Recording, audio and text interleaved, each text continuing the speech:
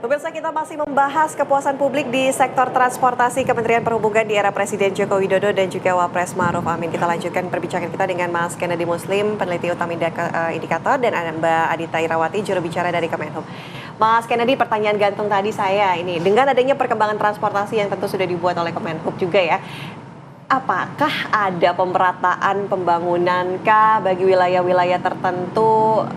Bagaimana dampaknya kepada masyarakat? Ya, kalau kita bedah dari analisa menurut wilayah, memang masih ada gap ya antara indeks kepuasan di Indonesia bagian barat dengan tengah dan timur gitu.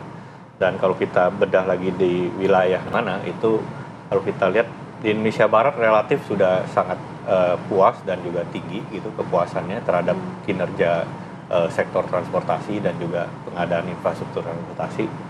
Memang ada wilayah seperti di Bali dan Nusa Tenggara, terutama mungkin NTT ya, NTB, NTT, kemudian juga di wilayah Papua gitu. Memang dua wilayah itu yang kalau kita lihat dari data, indeks kepuasannya agak rendah gitu di dua wilayah itu. Tapi secara umum memang masih tinggi gitu loh.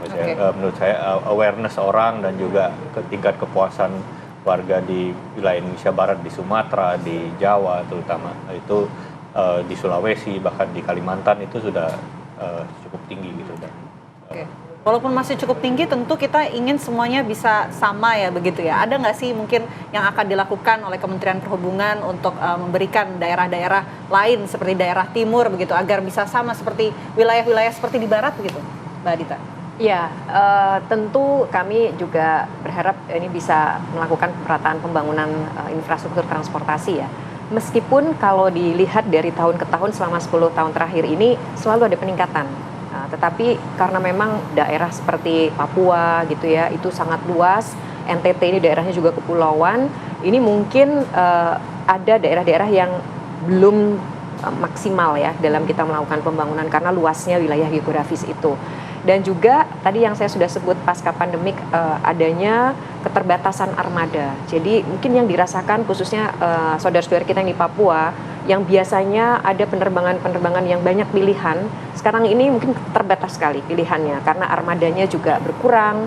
Kemudian juga mungkin karena semakin sedikit armada juga dari sisi harga juga menjadi lebih tinggi gitu ya, kan supply and demand ini jadi seperti itu ya mekanismenya. Juga sama seperti yang di NTT, ini pesawat-pesawat berbaling-baling yang memang itu biasanya dilakukan menerbangi antar pulau, ini sekarang jumlahnya merosot jauh. Itu tadi. Jadi ini mungkin yang dirasakan sehingga mereka pilihannya hanya menggunakan transportasi laut atau sungai ya, penyeberangan gitu. Ini mungkin yang menjadi salah satu mengapa ada tingkat kepuasan yang tidak sama dengan wilayah di barat, karena tadi ada efek dari pasca pandemik yang mungkin masih belum pulih ya, dan khususnya ini berpengaruh kepada sektor penerbangan. Dan kalau kita lihat di daerah-daerah tadi memang sektor penerbangan sangat dibutuhkan karena mungkin akses jalan itu masih belum tersedia, kemudian juga laut ini juga terbatas, waktunya panjang dan sebagainya. Jadi mungkin itu yang kami identifikasi menjadi salah satu penyebab.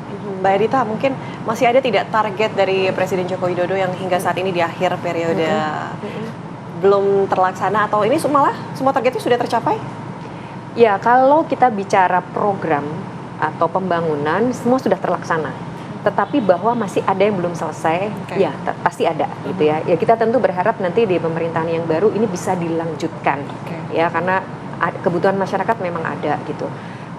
Dan juga kalaupun sudah ada, sudah tersedia, mungkin ini perlu ditingkatkan outcome atau pemanfaatannya. Nah ini yang kita lihat ruang untuk memperluas manfaat itu dan memberikan dampak yang juga lebih maksimal lagi kepada masyarakat, menurut kami itu masih sangat terbuka lebar.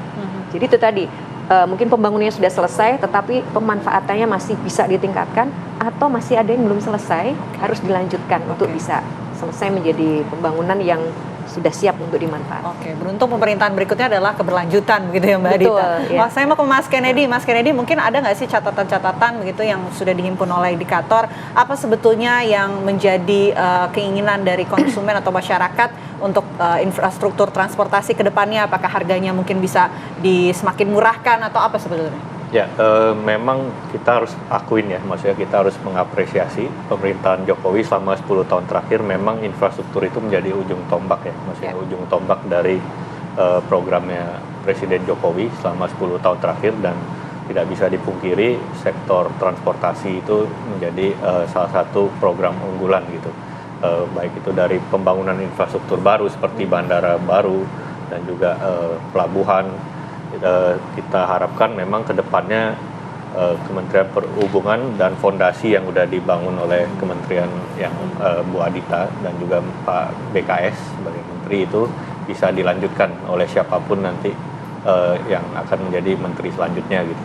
Maksudnya karena gimana pun juga sektor transportasi itu kan menjadi urat nadi perekonomian ya, dan juga menjadi sumber pemerataan pembangunan di Indonesia gitu. Jadi kita harapkan kinerjanya akan semakin membaik dan bisa dilanjutkan di pemerintahan selanjutnya. Kita harapkan ya itu bersama kinerjanya semakin baik. Terima kasih Mbak Adita, Mas Terima Kennedy kasih. sudah bergabung sama kami di Apa Kabar Indonesia Siang. Selamat siang. Ya, selamat siang. Selamat siang.